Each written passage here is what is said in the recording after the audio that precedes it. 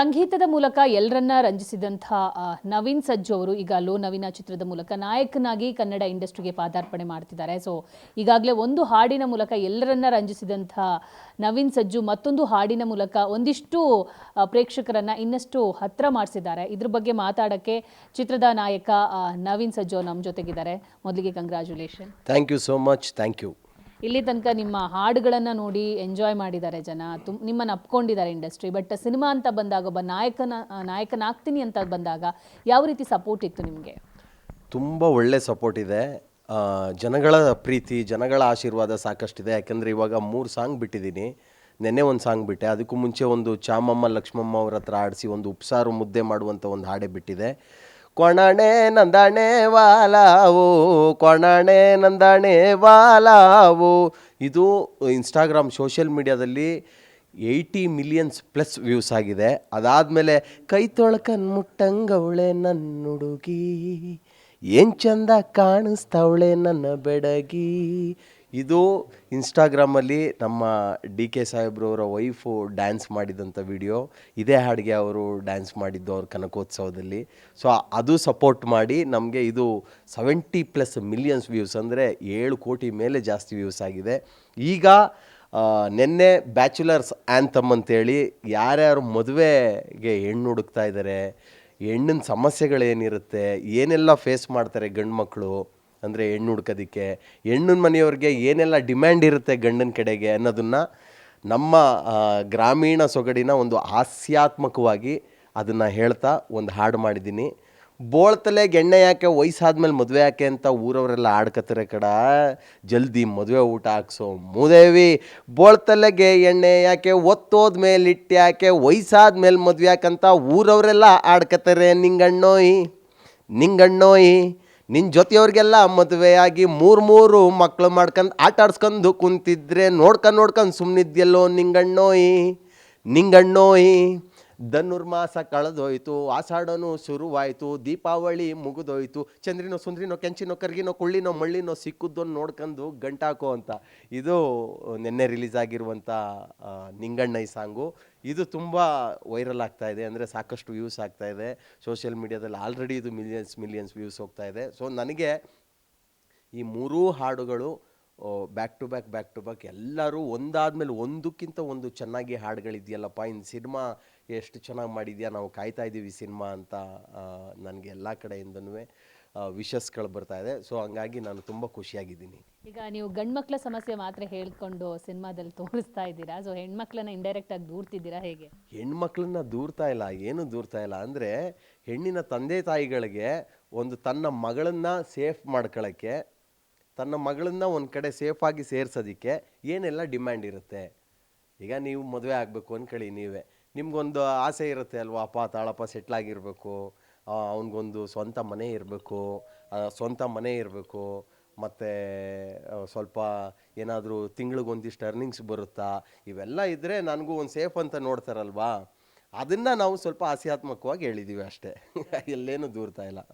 Comment ಬಾಕ್ಸ್ಗಳಲ್ಲಿ ಹೆಣ್ಮಕ್ಳು ಏನಾದರೂ comments ಹಾಕಿದ್ದಾರೆ ಅಬ್ಸರ್ವ್ ಮಾಡ್ದಂಗೆ? ಈ ಜಾಸ್ತಿ ಗಂಡು ಮಕ್ಕಳೇ ಹಾಕಿರೋದು. ಹೆಣ್ಮಕ್ಳದ್ದು ನಾವು ಓದೇ ಇಲ್ಲ, ಒಂದೂ ಓದಿಲ್ಲ ನಾವು, ಗಂಡು ಮಕ್ಕಳದೇ ಹಾಕಿರೋದು.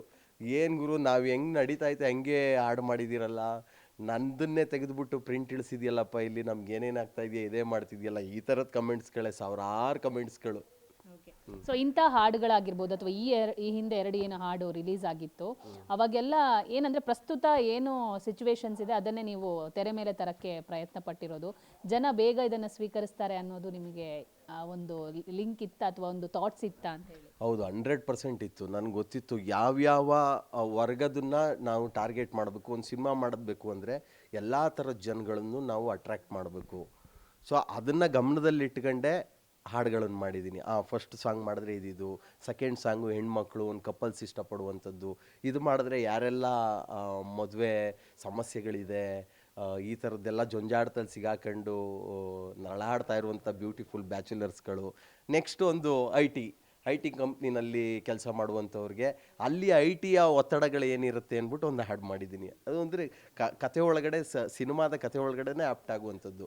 ಆ ಕತೆಗೆ ಪೂರಕವಾಗಿ ಆ ಕಾನ್ಸೆಪ್ಟ್ಗಳನ್ನು ನಾವು ರೆಡಿ ಮಾಡ್ಕೊಂಡು ಎಲ್ಲ ಆಡಿಯನ್ಸು ಎಲ್ಲ ವರ್ಗದವ್ರಿಗೂ ನಾವೇನು ಸಿನಿಮಾ ಮುಖಾಂತರ ಹಾಡುಗಳ ಮುಖಾಂತರ ಜನಗಳನ್ನು ರಂಜಿಸ್ಬೇಕು, ನಾವು ಅದನ್ನು ಪ್ರಯತ್ನ ಮಾಡ್ತಾ ಇದ್ದೀವಿ. ಇದೆಲ್ಲ ನವೀನ್ ಅವರ ಲೈಫ್ ಎಕ್ಸ್ಪೀರಿಯನ್ಸ್ ಹೆಂಗೆ?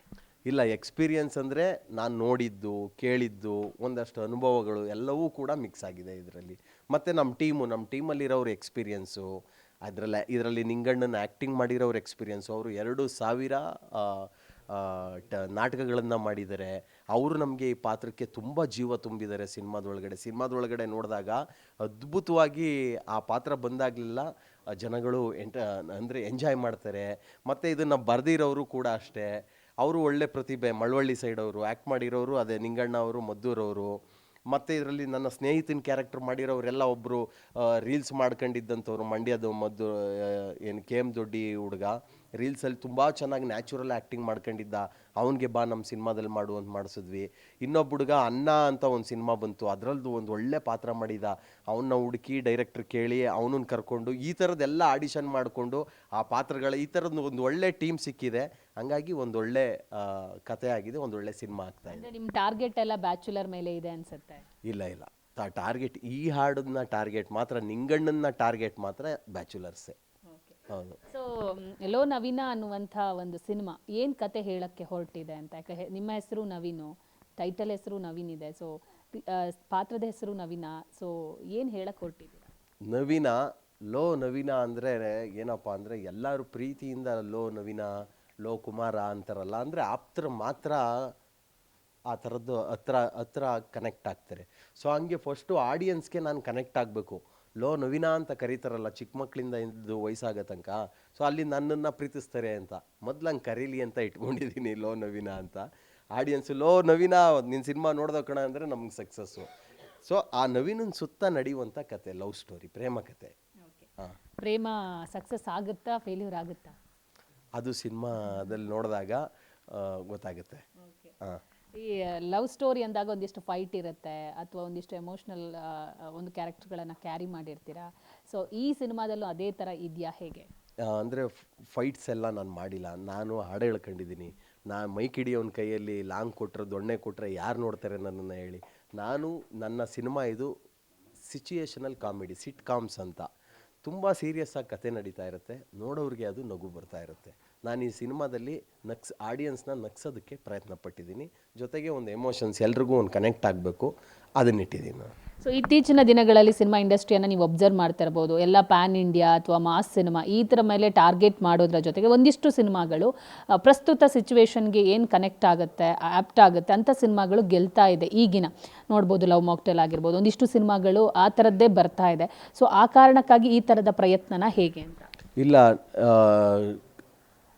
ನಮ್ಮದು ಆ ಥರದ್ದಂತಲ್ಲ. ಈಗ ನಾವು ಈ ಕತೆ ಶುರು ಮಾಡಿದ್ದು, ನಾವು ಮತ್ತು ನಮ್ಮ ಟೀಮ್ ಎಲ್ಲ ಕತೆ ಶುರು ಮಾಡಿದ್ದು 2021ನಲ್ಲಿ ಕತೆ ಶುರು ಮಾಡಿದ್ದು.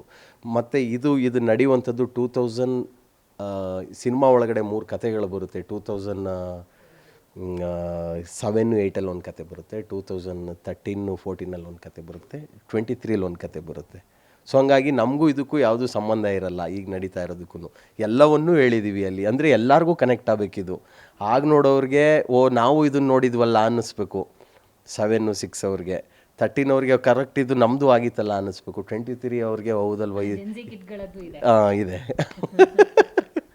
ಅವರಿಗಾಗಿ ಒಂದು ಸಾಂಗ್ ಏನಾದರೂ ರೆಡಿ ಮಾಡಿದ್ದೀರಾ ಈಗಿನ ಜೆನ್ಜಿ ಕಿಟ್ಗಳಿಗೆ ಅಂತ? ಅದೇ ನಾವು ಮಾಡಿರೋದು IT ಮಾಡಿದ್ದೀವಿ. IT ಅವರಿಗೆ ಟಾರ್ಗೆಟ್ ಇಟ್ಕೊಂಡು ಮಾಡಿದ್ದೀವಿ. ಅದು ಬಿಟ್ಟರೆ ಅದು ಯಾವುದು ಥೀಮ್ ಸಾಂಗ್ ಒಂದು ಮಾಡಿದ್ದೀವಿ. ಎಲ್ಲ ಥರದ್ದು ಒಂಥರ ಫುಲ್ ಮಿಲ್ಸ್ ಅಂತಾರೆ ಗೊತ್ತಾ, ಅದು ನಮ್ಮ ಸಿನಿಮಾದಲ್ಲಿದೆ. ಎಷ್ಟು ಸಾಂಗ್ಸ್ಗಳಿದೆ? ಯಾಕಂದರೆ ನೀವು ಹಾಡಿನ ಮೂಲಕನೇ ಎಲ್ಲರಿಗೆ ಪರಿಚಿತ. ಸೊ ಈ ಸಿನಿಮಾದಲ್ಲಿ ಎಷ್ಟು ಹಾಡಿದೆ? 6 ಸಾಂಗ್ ಇದೆ, 3 ಬಿಟ್ ಸಾಂಗ್ ಇದೆ. ಅಂದರೆ ಪ್ರೇಮಲೋಕ ಥರ 6 ಸಾಂಗ್ ಇದೆ. ಅಲ್ಲಲ್ಲೇ ಬರ್ತಾ ಇರುತ್ತೆ, ಹೋಗ್ತಾ ಇರುತ್ತೆ. ಸಿಚುಯೇಷನಲ್ಲಿ ಸುಮ್ಮನೆ ಸಾಂಗ್ ತಗೊಂಡೋಗಿಟ್ಟಿಲ್ಲ. ಅಲ್ಲಿ ಆ ಸಿಚುಯೇಷನ್ಗೆ ಏನು ನಡೀತಾ ಇರುತ್ತೆ ಅಲ್ಲಿ ಟಕ್ ಟಕ್ ಟಕ್ ಟಕ್ ಅಂತ ಬಂದು ಹೋಗ್ಬಿಡುತ್ತೆ. ಒಂದು ಮಕ್ಕಳ ಹತ್ರ ಆಡಿಸಿದ್ದೀನಿ, ಚಿಕ್ಕ ಮಕ್ಕಳ ಹತ್ರ. ಇನ್ನೊಂದು ಅದೇ ಅದು ಚಾಮಮ್ಮ ಲಕ್ಷ್ಮಮ್ಮ ಅವ್ರ ಹತ್ರ ಆಡಿಸಿದ್ದೀನಿ. ಒಂದೊಂದಕ್ಕೂ ಎಕ್ಸ್ಪೆರಿಮೆಂಟ್ ಮಾಡ್ಕೊಂಡು ಬರ್ತಾ ಇದ್ದೀವಿ. ಈಗ 3 ಕತೆ ಸಿನಿಮಾದೊಳಗಡೆ ಇದೆ ಅಂದಮೇಲೆ ನಿಮ್ಮ ಶೇಡ್, ಅಂದರೆ 3 ಶೇಡ್ಗಳಲ್ಲಿ ನೀವು ಬರ್ತೀರಾ. ಸೊ ಹಿಂಗೆ ಹೌದು, ಅದೆಲ್ಲ ಸಿನಿಮಾ ನಾವು ನೋಡಿದಾಗ, ಅಂದರೆ ಎಲ್ಲ ಹೇಳೋದ್ಕಿಂತ ಅದೊಂದು ಕ್ಯೂರಿಯಾಸಿಟಿ ಇರಲಿ, ಅದು ಏನು ಸಿನಿಮಾ ಒಳಗಡೆ ಏನು ಇಟ್ಟಿದ್ದೀವಿ, ಇದಕ್ಕೆ ಧನುರ್ಧಾರಿ ಪವನ್ ಅಂತೇಳಿ ಸ್ನೇಹಿತರು, ಅವರೇ ಡೈರೆಕ್ಟ್ ಮಾಡಿದ್ದಾರೆ, ತುಂಬ ಚೆನ್ನಾಗಿ ಮಾಡಿದ್ದಾರೆ. DOP 3 ಕತೆಗೂ 3 ಜನ. ನಮ್ಮ ಸ್ಪೆಷಲ್ ಏನು ಅಂದರೆ 3 ಕತೆಗೆ 3 ಜನ DOPಗಳಿದ್ದಾರೆ. ಒಬ್ಬರು ಚೆನ್ನೈಯವರು, ಇನ್ನಿಬ್ಬರು ಬೆಂಗಳೂರವರು. 3 DOPಗಳು ತುಂಬ ಚೆನ್ನಾಗಿ ಶೂಟ್ ಮಾಡಿದ್ದಾರೆ. ನೀವು ಒಂದು ಸಿನಿಮಾದಲ್ಲಿ 3 ಕತೆ ಇದೆ ಅಂದಾಗಲೇ ಈ ಹಿಂದೆ ಪೆಂಟಗನ್ ಅಂತ ಒಂದು ಸಿನಿಮಾ ಬಂದಿತ್ತು, ಒಂದು ಸಿನಿಮಾದೊಳಗಡೆ 5 ಕತೆ ಇತ್ತು. ಸೊ ಆ ಥರದ ಪ್ಯಾಟರ್ನ್ ಸಿನಿಮಾನ ಹೇಗೆ? ಇಲ್ಲ, ಇದು ಒಂದಕ್ಕೊಂದು ಸಂಬಂಧ ಇರುವಂಥದ್ದು. ಲೋ ನವೀನ ಅದು ಬೇರೆ ಬೇರೆ ಪ್ಯಾಟ್ರನ್ ಇದ್ದಿದ್ರೆ ಅದು ಬೇರೆ ಬೇರೆ ಟೈಟ್ಲ್ ಇಟ್ಕೊಂಡ್ಬಿಡ್ತಾ ಇದೆ. ಇಲ್ಲೊಬ್ಬನೇ ಲೋ ನವೀನ್ ಒಂದು ಸುತ್ತ ನಡೆಯುವಂಥದ್ದೇ ಕತೆ. ಸೊ ಸಿನಿಮಾದ ಹಾಡುಗಳೇ ಇದರ ಒಂದು ಹೈಲೈಟ್ ಅನ್ಸುತ್ತೆ. ಇದರ ಜೊತೆಗೆ ಕ್ಯಾಮ್ರಾ ವರ್ಕ್ ಆಗಿರ್ಬೋದು, ಪ್ರೊಡ್ಯೂಸರ್ ಆಗಿರ್ಬೋದು, ಕಲಾವಿದರ ಬಗ್ಗೆ ಮಾತಾಡೋದಾದ್ರೆ. ಹೌದು, ಸಿನಿಮಾದಲ್ಲಿ ಎಲ್ಲರೂ ಅವಾಗಿಂದ ಹೇಳ್ಕೊಂಡು ಬಂದಂಗೆ ಸಿನಿಮಾದ ಇನ್ವಿಟೇಷನ್ನೇ ಸಾಂಗ್ಸ್ಗಳಂತ ಹೇಳ್ಕೊಂಡು ಬರ್ತಾರಲ್ಲ ಫಸ್ಟು.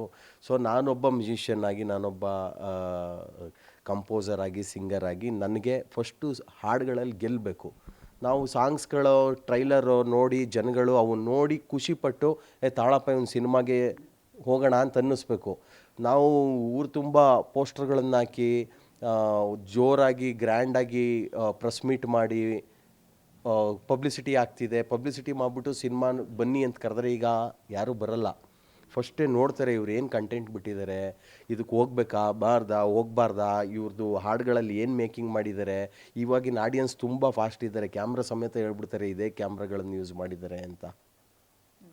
ಸೊ ಇದನ್ನೆಲ್ಲ ಲೆಕ್ಕಾಚಾರ ಹಾಕ್ಕೊಂಡು ಇದಕ್ಕೆ ಪ್ರೊಡ್ಯೂಸ್ ಮಾಡಿರೋದು ಬಂದು ಅಮೇರಿಕಾದಲ್ಲಿದ್ದಾರೆ. ನಾನು ಅಕ್ಕ ಸಮ್ಮೇಳನಕ್ಕೆ ಹೋಗಿದಾಗ ಅಲ್ಲಿ ಪರಿಚಯ ಆಗಿ, ನೀನು ಭಾಳ ಚೆನ್ನಾಗಿದೆಯಪ್ಪ, ನಿನ್ನ ಟ್ಯಾಲೆಂಟ್ ಚೆನ್ನಾಗಿದೆ, ನಿನ್ಗೆ ಏನಾದರೂ ಹೆಲ್ಪ್ ಮಾಡಬೇಕಲ್ಲ, ಏನು ಮಾಡ್ತಿದ್ಯಾ ಅಂದಾಗ ನಾನು ಹಿಂಗೆ ಸಿನಿಮಾ ಮಾಡ್ತಾಯಿದ್ದೀನಿ, ಒಂದು 10-12 ಜನ ಪ್ರೊಡ್ಯೂಸರ್ ಇದ್ದಾರೆ ಇದಕ್ಕೆ ಅಂದಾಗ, ಬೇಡ ಹಾಡುಗಳೆಲ್ಲ ಚೆನ್ನಾಗಿ ಮಾಡಿದ್ಯಾ, 10-12 ಜನ ಆದರೆ 10-12 ಜನದ ಐಡಿಯಾಸ್ ಹಾಕಿ ಸಿನಿಮಾ ಹಾಳಾಗ್ಬಿಡುತ್ತೆ, ನಾನು ಒಬ್ಬನೇ ನಿನಗೆ ಸಪೋರ್ಟ್ ಮಾಡ್ತೀನಿ ಅಂತ ನನ್ನ ಜೊತೆ ನಿಂತಿದ್ದಾರೆ ಬೆನ್ ಚಿಕ್ಕಸ್ವಾಮಿ, ಕೀರ್ತಿ ಸ್ವಾಮಿ ಅಂತೇಳಿ. ಅವರು ಇದಕ್ಕೆ ಏನು ಬಂಡವಾಳ ಹಾಕಿದ್ದಾರೆ. ಇದಕ್ಕೆ ಸಾಹಿತ್ಯ ಬರೆದಿರೋರು ಅಂದಾನಿ, ಒಂದಷ್ಟು ಜನ ಗ್ರೂಪ್, ಗೌಸ್ ಫಿರ್ಸರು, ಅಂದಾನಿ, ಮತ್ತು ನಾನೊಂದೆರಡು ಸಾಂಗ್ ಬರೆದಿದ್ದೀನಿ. ಎಲ್ಲ ಟೀಮ್ ವರ್ಕು, ಒಂದು ಒಳ್ಳೆ ಟೀಮ್ ಕಟ್ಕೊಂಡು ಇದಕ್ಕೆ ಕತೆ ಮಾಡಿರೋದು ಸುನಿಲ್ ಮೈಸೂರು ಅಂತೇಳಿ, ಆರ್ಕೆಸ್ಟ್ರಾ ಮೈಸೂರು ಅಂತ ಒಂದು ಸಿನಿಮಾ ಬಂತು. ಸುನಿಲ್ ಮೈಸೂರು ಮತ್ತು ನಾನು ಸೇರಿ ಇದಕ್ಕೆ ಕತೆ ಮಾಡಿದ್ದೀವಿ. ಸ್ಕ್ರೀನ್ ಪ್ಲೇ ಮತ್ತು ಡೈರೆಕ್ಷನ್ನು ಧನುರ್ಧಾರಿ ಪವನ್ ಸ್ನೇಹಿತರು ಮಾಡಿದ್ದಾರೆ. ಎಲ್ಲ ಒಂದು ಒಳ್ಳೆ ಟೀಮ್ ಸೇರ್ಕೊಂಡು ಒಂದು ಮುದ್ದಾದ ಸಿನಿಮಾ ಮಾಡಿದ್ವಿ. ಇದಕ್ಕೆ ಡಿಸ್ಟ್ರಿಬ್ಯೂಷನ್ಗೆ ಬಂದು ನಮಗೆ ಹೊಂಬಾಳೆ ಫಿಲಿಮ್ಸ್ ಅವರು ಸಪೋರ್ಟ್ ಮಾಡ್ತಾ ಇದ್ದಾರೆ. ಈಗ ಕತೆ ವಿಚಾರಕ್ಕೆ ಬಂದಾಗ ಈ ಹಿಂದೆ ಒಂದಿಷ್ಟು ಸೋಷಿಯಲ್ ಮೀಡಿಯಾದಲ್ಲಿ ಸುದ್ದಿ ಹರಿದಾಡಿತ್ತು ಕೂಡ, ಕೃತಿ ಚೌರ್ಯ ಮಾಡ್ತಾರೆ ಅಥವಾ ಕತೆಗಳನ್ನು ಕದೀತಾರೆ ಅನ್ನುವಂಥದ್ದು ನಿಮ್ಗೆ ಗೊತ್ತಿರುತ್ತೆ. ಸೊ ನಿಮ್ಮ ಸಿನಿಮಾ ವಿಚಾರಕ್ಕೆ ಬಂದಾಗ ಅದೆಲ್ಲವನ್ನ ನೋಡ್ಕೊಂಡಿದ್ದೀರಾ ಹೇಗೆ? ಇಲ್ಲ, ನಾವು ಒಂದು ಟೀಮ್ ಮಾಡ್ಕೊತೀವಿ ಅಂದರೆ ಒಂದು ನಂಬಿಕೆ ಇರಬೇಕು. ನಂಬಿಕೆ ಇದ್ದು ನಾವು ನಮ್ಮ ಕಥೆನ ಇನ್ನೊಂದು 4 ಜನಕ್ಕೆ ಅದನ್ನು ಏನು ಜೇಬೊಳಗೆ ಬಚ್ಚಿಟ್ಕೊಂಡು ಸಿನಿಮಾ ಮಾಡೋಕ್ಕಾಗಲ್ಲ. ನಾವು ಒಂದು 4 ಜನಕ್ಕೆ ಕಥೆ ಹೇಳಬೇಕು, ಸಂಭಾಷಣೆ ಹೇಳಬೇಕು, ಅವ್ರ ಜಡ್ಜ್ಮೆಂಟ್ಗಳು ತಗೊಬೇಕು. ನೋಡ್ರಪ್ಪ ಹಿಂಗೇನೋ ಮಾಡಿದ್ದೀವಿ, ಇದನ್ನು ಜನ ಇಷ್ಟಪಡ್ಬೋದಾ ಅಂತ. ಸಿನಿಮಾ ಶೂಟ್ ಆದಮೇಲೆ ಆ ಸಿನಿಮಾ ತೋರಿಸ್ಬೇಕು, ನೋಡಿ ಶೂಟ್ ಆಗಿದೆ, ಇದು ಫಸ್ಟ್ ವರ್ಷನ್ನು, ಇದು ಸೆಕೆಂಡ್ ವರ್ಷನ್ನು, ಇದು ಥರ್ಡ್ ವರ್ಷನ್ನು ಅಂತ. ಇವೆಲ್ಲವನ್ನು ನೋಡಿಕೊಂಡೇ ನಾವು ಇನ್ನೊಬ್ರ ಹತ್ರ ಒಂದು ನಂಬಿಕೆ ಇಟ್ಟು ಒಂದು ಜಡ್ಜ್ಮೆಂಟ್ ತಗೊಂಡೆ. ನನ್ನಿದು ಒಂದು ಕಂಪೋಸಿಂಗ್ ಮಾಡಿದಾಗ ನಾನ ಅಂತ ಕಂಪೋಸ್ ಮಾಡಿದ್ರು ಈ ಟ್ಯೂನ್ ಚೆನ್ನಾಗಿದೆಯಾ, ಅದಕ್ಕೆ ರಫ್ ಲಿರಿಕ್ ಬರೆದ್ರು ಈ ಲಿರಿಕ್ ಚೆನ್ನಾಗಿದೆಯಾ, ಒಂದು ಜಡ್ಜ್ಮೆಂಟ್ ತಗೊಂಡು ಹಾಡುಗಳು ಮಾಡ್ತೀವಿ. ಸೊ ಹಂಗಿದ್ದಾಗ ಒಂದು ನಂಬಿಕೆ ಮೇಲೆ ಹೋಗ್ತಾ ಇರುತ್ತೆ ಇವೆಲ್ಲ. ಆವಾಗ ಕಲೆನ ಕದ್ಕೊಂಡು ಅವೆಲ್ಲ ಮಾಡ್ಕೊಂಡ್ರೆ ಅವೆಲ್ಲ ವರ್ಕೌಟ್ ಆಗಲ್ಲ ಅದು. ಆಮೇಲೆ ಅವರೇ ಪ್ರೆಸ್ ಮೀಟ್ ಮಾಡಿದ್ರಲ್ಲ, ಇಲ್ಲ ಇದು ಅದು ಅದೇ ಬೇರೆ ಇದೆ, ಇದೇ ಬೇರೆ ಅಂತ. ನಮ್ಮಲ್ಲಿ ಆ ಥರದ್ದು ಯಾವುದು ಇದು ತನಕ ಆಗಲಿ, ಸಾಹಿತ್ಯ ಆಗಲಿ, ಡೈಲಾಗ್ಸ್ ಆಗಲಿ, ಕತೆಗಳಾಗಲಿ, ಆಮೇಲೆ ಟ್ಯೂನ್ಸ್ಗಳು ನಾವು ಎಷ್ಟೋ ಸಿಂಗರ್ಸ್ಗಳು ಕಳಿಸ್ಬಿಡ್ತೀವಿ, ಇವೆಲ್ಲ ಮಾಡ್ತೀವಿ, ಅವೆಲ್ಲ ಏನೂ ಆಗಲ್ಲಪ್ಪ, ನಂಗೆ ಗೊತ್ತಿರೋ ಥರ. ಸರ್, ಕೊನೆಯದಾಗಿ ನಾಯಕನಾಗುವಂತಹ ಕನಸು ಹುಟ್ಟಿದ್ದು ಯಾವಾಗ? ನಾಯಕನಾಗುವಂಥ ಕನಸು ನಾನು ಸಿಂಗರ್ ಆದ್ನಲ್ಲ, ಆವಾಗ ಯಾರೋ ಕರ್ಕೊಂಡು ಬಂದು ನಿನ್ನ ಹೀರೋ ಮಾಡ್ತೀನಿ ಅಂದ್ಬಿಟ್ಟು ಶ್ರೀರಂಗಪಟ್ಟಣ ಕ್ಷೇತ್ರದಲ್ಲಿ, ನಮ್ಮ ಇಡೀ ಶ್ರೀರಂಗಪಟ್ಟಣ ಕ್ಷೇತ್ರದಲ್ಲಿ ನಂದು ಪೋಸ್ಟರ್ಗಳನ್ನು ಹಾಕಿ ದೊಡ್ಡದಾಗಿ ಗ್ರ್ಯಾಂಡ್ ಫಂಕ್ಷನ್ ಮಾಡಿಬಿಟ್ರು.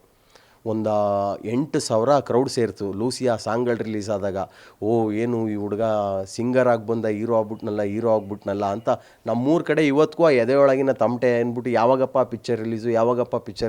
ಆವಾಗ ನನಗೆ ಇದೇನೋ ಇಂಡಸ್ಟ್ರಿ ಅಂದರೆ ಇದು ಬೇರೆ ಥರ, ಇವೆಲ್ಲ ಏನೇನೋ ಇರುತ್ತೆ, ನನಗೆ ಗೊತ್ತಾಗಲಿಲ್ಲ. ಆಗ್ತಾನೆ ಬಂದಿದ್ನಲ್ಲ, ಎಲ್ಲ ಊರ ಕಡೆ ಎಲ್ಲ ಫ್ಲೆಕ್ಸ್ ಹಾಕಿದ್ರು, ಹಾಕಿ ಸಾರ್ ಅಂದ್ಕೊಂಡು ಅವ್ರ ಜೊತೆ ನಾನು ನಿಂತ್ಕೊ ಕಾರ್ಯಕ್ರಮ ಎಲ್ಲ ಮಾಡಿಬಿಟ್ಟೆ. ಆವಾಗ ನನಗೆ ನೋಡಿ, ಒಂದು 350-400 ಸಿನಿಮಾಗಳಿಗೆ ಹಾಡೋದ್ರೂ, ಸಿನಿಮಾ ಕ್ಷೇತ್ರದಲ್ಲಿ ಒಂದು ದೊಡ್ಡ ಎಕ್ಸ್ಪೀರಿಯನ್ಸ್ ಇದ್ರೂ, ಒಂದು ನಾಯಕ ನಟನಾಗಿ ಒಂದು ಸಿನಿಮಾ ಮಾಡೋದಕ್ಕೆ 2013 ಇಷ್ಟು ವರ್ಷ ತಗಂತು. ಅಂದರೆ ಝೀರೋಯಿಂದನೇ ಕೆಲಸ ಮಾಡಬೇಕು. ಸೊ ಅವಾಗ ಹುಟ್ಟಿದ ಕನಸು ಇವಾಗ ನನಗೆ ನಮ್ಮ ಒಂಥರ ದೇವ್ರ ಥರ ಬಂದಂಥ ನಮ್ಮ ಅಮೇರಿಕದಲ್ಲಿ ಸಿಕ್ತಂಥ ನಮ್ಮ ಕನ್ನಡಿಗರು ಬೆಂಚಿಕ್ ಸ್ವಾಮಿ, ಕೀರ್ತಿ ಸ್ವಾಮಿ ಅವರಿಂದ ನಮ್ಮ ಎಷ್ಟೋ ನನ್ನಂಥ ಕಲಾವಿದರುಗಳು ನಮ್ಮ ಟೀಮಲ್ಲಿರುವಂಥವ್ರಿಗೆಲ್ಲ ಒಂದು ಏನಂತಾರೆ ಒಂದು ದೇವ್ರ ಥರ ನಮಗೆ ಬಂದು ನಮಗೆ ಇದನ್ನು ಸಪೋರ್ಟಿವ್ ಆಗಿ ನಿಂತಿದ್ದಾರೆ ನಮಗೆ. DKಶಿ ಆಗಿರ್ಬೋದು, ಅವರ ವೈಫ್ ಆಗಿರ್ಬೋದು, ಕನಕೋತ್ಸವದಲ್ಲಿ ನೀವು ಅವರನ್ನು ಸ್ಟೇಜಿಂದ ಮುಂದ್ಗಡೆ ನಿಲ್ಲಿಸಿ ಡ್ಯಾನ್ಸ್ ಮಾಡಿಸ್ತೀರಾ. ಸೊ ಆ ಸಂದರ್ಭದಲ್ಲಿ DKಶಿ ಅವರು ಏನಾದರೂ ನಿಮಗೆ ರಿವ್ಯೂ ಕೊಟ್ರಾ ಈ ಹಾಡಿನ ಬಗ್ಗೆ ಆಗಿರ್ಬೋದು ಅಥವಾ ಸಿನಿಮಾ ಬಗ್ಗೆ? ಇಲ್ಲ, ನನಗೆ ನಿಜ ಹೇಳಬೇಕು ಅಂದರೆ ನಾನು ಹಾಡ್ತಾ ಇದ್ದೆ. ನಾವು ಯಾವಾಗಲೂ ಆಡಿಯನ್ಸು ಮುಂದೆ ಕೂತಿರ್ತಾರಲ್ವಾ, ಮುಂದೆ ಕೂತ್ಕೊಂಡು ಆಡಬೇಕಾದ್ರೆ ಮೇಡಮ್ ತುಂಬ ಎಂಜಾಯ್ ಮಾಡ್ತಾಯಿದ್ರು ಅವರು. ಸೊ ನನಗೆ ಜಂಪ್ ಮಾಡಬೇಕಿತ್ತು ಏನೋ ಆಡಿಕೊಂಡು, ಅದೇ ಲೈನು ಕೈ ತೊಳ್ಕನ್ ಮುಟ್ಟಂಗವಳೆ ನನ್ನ ಹುಡುಗಿ ಅಂತ.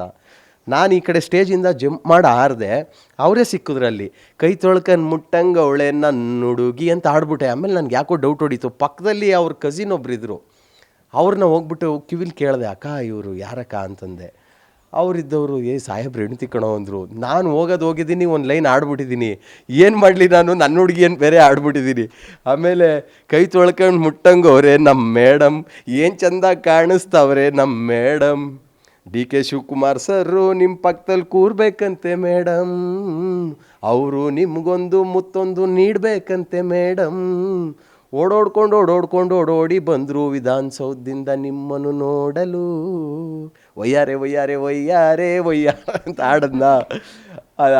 ಅದು ಅಯ್ಯೋ ನನಗೆ ಗೊತ್ತಿಲ್ಲ, ರಾತ್ರಿ ಸಿಕ್ಕಾಬಿಟ್ಟೆ ವೈರಲ್ ಆಗಿಬಿಟ್ಟಿದೆ. ಆಮೇಲೆ ಅವತ್ತು ರಾತ್ರಿ ಊಟ ಇತ್ತು, ಅವ್ರ ಮನೇಲೇ ಊಟ ಇತ್ತು. ಅವರೇನಿಲ್ಲ ಎಂಜಾಯ್ ಮಾಡ್ತಿದ್ರು, ಚೆನ್ನಾಗಿತ್ತು ಅದು ಅಂದರು. ಇಲ್ಲ ಅಣ್ಣ ನನಗೆ ಸ್ಟಾರ್ಟಿಂಗ್ ಇಳಿದಾಗ ಗೊತ್ತಾಗಲಿಲ್ಲ ನನಗೆ ಅಂತಂದೆ. ಅವರು ಜೋರಾಗಿ ನಗ್ತಾಯಿದ್ರು ಅಷ್ಟೇ, ನೈಸ್ ಚೆನ್ನಾಗಿತ್ತು ಅಂತಂದರು. ಮತ್ತು ಅವರ ಮೇಡಮ್ ಅವರು ಕಾಲ್ ಮಾಡಿ ಅವರ ಸಿಸ್ಟರಿಂದ ಕಾಲ್ ಮಾಡಿಸಿ ನನಗೇನು ಬೇಜಾರಾಗಿಲ್ಲ, ನಾನು ಎಂಜಾಯ್ ಮಾಡಿದ್ದೀನಿ. ಕಮೆಂಟ್ಸಲ್ಲೆಲ್ಲ ಒಂದಷ್ಟು ನಿನಗೆ ಐತೆ ಹೋಗು, ನಿನಗೆ ಮುಗೀತು ನಿನ್ನ ಕತೆ, ಅವ್ರ ಕೈ ಹಿಡ್ಕೊಂಡು ಡ್ಯಾನ್ಸ್ ಮಾಡಿದ್ಯಾ ಅಂತೆಲ್ಲ ಬೈದಿದ್ರಲ್ಲ, ಅದನ್ನ ನೋಡ್ಬಿಟ್ಟು ಮೇಡಮ್ ಅವರು ಅವೆಲ್ಲ ಕಮೆಂಟ್ಸ್ ಹೋಗಿ ತಲೆ ಕೆಡಿಸ್ಕೊಬೇಡ ಅನ್ನಪ್ಪ, ನಾನು ಎಂಜಾಯ್ ಮಾಡಿದ್ದೀನಿ, ನಾನು ಟೈಮ್ ತುಂಬ ಚೆನ್ನಾಗಿ ಪ್ರೋಗ್ರಾಮ್ ನಡೆಸ್ಕೊಟ್ಟೆ ನೀನು, ನಾನು ಎಂಜಾಯ್ ಮಾಡಿದ್ದೀನಿ, ಡೋಂಟ್ ವರಿ ಅಂತ ಫೋನ್ ಮಾಡಿದರು. ಖುಷಿ ಆಯಿತು ಅಷ್ಟೇ, ಅದು ಈ ಸಂದರ್ಭ. ಸೊ ಕೊನೆಯದಾಗಿ, ಒಂದು ಸಿನಿಮಾ ಮಾಡಬೇಕು ಅಂದಾಗೆ ನಿರ್ಮಾಪಕರು ತುಂಬ ಇಂಪಾರ್ಟೆಂಟ್ ಆಗಿರ್ತಾರೆ. ಒಂದಿಷ್ಟು ನಿಮ್ಮ ಟೀಮನ್ನು ಲೀಡ್ ಮಾಡೋದೇ ಅವರು.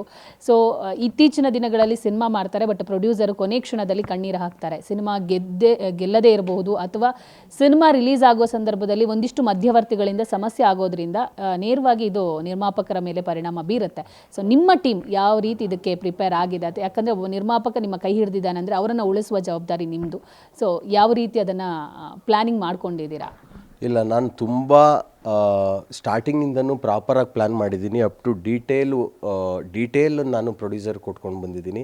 ಹಿಂಗಲ್ಲ, ಹಿಂಗಾಗ್ತಾಯಿದೆ, ಹಿಂಗೆಲ್ಲ ಅವರ ಪ್ರತಿಯೊಂದು ಅಣ್ಣ ಅವ್ರದ್ದು ನಾನು ಅವರ ಒಪ್ಪಿಗೆಗಳನ್ನು ತಗೊಂಡೆ. ಚಾಮಮ್ಮ ಲಕ್ಷ್ಮಮ್ಮ ಹತ್ರ ಸೋಬಾನ ಪದ ಆಡೋರ ಹತ್ರ ಆಡಿಸ್ತಾ ಇದ್ದೀನಿ, ಇದನ್ನು ಆಡಿಸ್ಲಾಣ ಅಂತ ಅವ್ರ ಕೇಳಿಸೇ ಆಡಿಸಿರೋದು. ಪಾತ್ರಧಾರಿಗಳ ಆಯ್ಕೆ ಆದಾಗ ಈ ಪಾತ್ರ ಇವ್ರ ಹತ್ರ, ಅವ್ರ ಪ್ರತಿಯೊಂದಕ್ಕೂ ಯಾವುದಕ್ಕೂ ಇಲ್ಲ, ಅವ್ರು ಇರೋದಕ್ಕೆ ಚೆನ್ನಾಗಿ ಮಾಡಪ್ಪ, ನಿನ್ಗೆ ಎಷ್ಟು ಬೇಕು ತಗೊಳಪ್ಪ, ನೀನು ಯಾರನ್ನ ಕತಿ ಹಾಕೋ ಅನ್ಬೋದಿತ್ತು. ಅವ್ರು ಹೇಳ್ತಿದ್ದು, ಗ್ರಾಮೀಣ ಪ್ರತಿಭೆಗಳಿಗೆ ಅವಕಾಶ ಕೊಡು, ಹೊಸದನ್ನು ಅಲ್ಲೇ ಇರ್ತಾರೆ, ನಿನ್ನ ಹತ್ರನೇ ಇರ್ತಾರೆ, ಅಂಥವ್ರನ್ನ ಹುಡುಕು, ಹೊಟ್ಟೆ ಹಸುವು ಅಂತ ಇರುತ್ತೆ. ಈಗ ನೀನು ಹಸ್ತಿದ್ದಕ್ಕಲ್ವ ನಿನಗೇನೋ ಒಂದು ಸಿಕ್ಕಿದ್ದು, ಹಸುವು ಅಂತ ಇರ್ತಾರೆ, ಅವ್ರನ್ನ ಕರೆದು ಅನ್ನ ಹಾಕು ಅಂದರೆ ಆ್ಯಕ್ಟಿಂಗ್ ಚಾನ್ಸು, ಹಾಡೋಕ್ಕೆ ಚಾನ್ಸು, ಇನ್ನೇನೋ ಬೇಕು ಅಂತ ಇರ್ತಾರೆ, ಅಂಥವ್ರನ್ನೆಲ್ಲ ಕಟ್ಕೊಂಡು ಮಾಡು. ಸೊ ಅವ್ರು ನನಗೆ ತುಂಬ ಸಪೋರ್ಟಿವ್ ಆಗಿದ್ದಾರೆ. ಈಗಲೂ ಬಿಸ್ನೆಸ್ ವೈಸಲ್ಲೂ ಅಷ್ಟೇ ನನಗೆ ಸಿನಿಮಾ ಡಿಸ್ಟ್ರಿಬ್ಯೂಷನ್ಗೆ 2-3 ಕಡೆಯಿಂದ ಆಫರ್ಗಳು ಬಂದಿದೆ. ಅಂದರೆ ನಾವೇ ದುಡ್ಡು ಹಾಕಿ, ನಿಮಗೆ ಹಾಡುಗಳು ತುಂಬ ಚೆನ್ನಾಗಿ ಬಂದಿದೆ, ನಾವೇ ದುಡ್ಡು ಹಾಕಿ ನಿಮಗೆ ರಿಲೀಸ್ ಮಾಡಿಕೊಡ್ತೀವಿ, ಬನ್ನಿ ನಿಮ್ಮ ಜೊತೆ ಬಿಸ್ನೆಸ್ಗೆ ಟೈಅಪ್ ಆಗ್ತೀವಿ ಅಂತ ನನಗೆ ಆಫರ್ಗಳು ಬಂದು ನಮ್ಗೆ ತುಂಬ ಖುಷಿ ಆಯಿತು. ಹಾಡುಗಳು ಕೇಳಿ ಅಂದರೆ ಅಯ್ಯೋ ಏನೂ ಓಡ್ತಾ ಇಲ್ಲ, ಏನೂ ನಡೀತಾ ಇಲ್ಲ ಇಂಡಸ್ಟ್ರಿ ಅಂತಾರಲ್ಲ, ನೋಡಿ ಒಳ್ಳೆ ಕಂಟೆಂಟ್ ಇದ್ದರೆ ಆಫರ್ ಬರುತ್ತೆ. ಈಗ ನಾನು ಹೋಗಿ ಅವ್ರ ಹತ್ರ ಟೈಅಪ್ ಆಗಿಬಿಟ್ಟು ಸಿನಿಮಾ ತಗೊಂಡೋಗ್ಬೋದು. ನಾನು ಇವೆಲ್ಲ ಅಪ್ಡೇಟ್ಗಳನ್ನೂ ಕೊಟ್ಕೊಂಡು ಸಂಬಂಧಗಳನ್ನು ಇಡೀ ಟೀಮ್ ಜೊತೆ, ನಿರ್ಮಾಪಕರುಗಳ ಜೊತೆ ಗಟ್ಟಿಯಾಗಿ ಸಂಬಂಧನ ಉಳಿಸ್ಕೊಂಡು ಬಂದಿದ್ದೀನಿ. Okay, all the best. ಒಳ್ಳೆಯದು. Thank you so much. ನೋಡಿದ್ರಲ್ಲ ವೀಕ್ಷಕರೇ, ಲೋ ನವೀನ ಚಿತ್ರದ ಮೂಲಕ ನವೀನ್ ಸಜ್ಜು ಅವರು ನಾಯಕನಾಗಿ ಚಿತ್ರರಂಗಕ್ಕೆ ಎಂಟ್ರಿ ಕೊಟ್ಟಿದ್ದಾರೆ. ಸೊ ಒಂದಿಷ್ಟು ಹಾಡುಗಳ ಮೂಲಕ ಪ್ರೇಕ್ಷಕರನ್ನ ರಂಜಿಸಿದ್ದಾರೆ. ಸಿನಿಮಾ ಗೆಲ್ಲುತ್ತೆ ಅನ್ನುವಂಥ ಭರವಸೆಯನ್ನು ಕೂಡ ಹೊರಹಾಕಿದ್ದಾರೆ. ಕ್ಯಾಮರಾ ಪರ್ಸನ್ ರವಿ ಜೊತೆ ದೀಪಿಕಾ, ಪವರ್ ಟಿವಿ, ಬೆಂಗಳೂರು.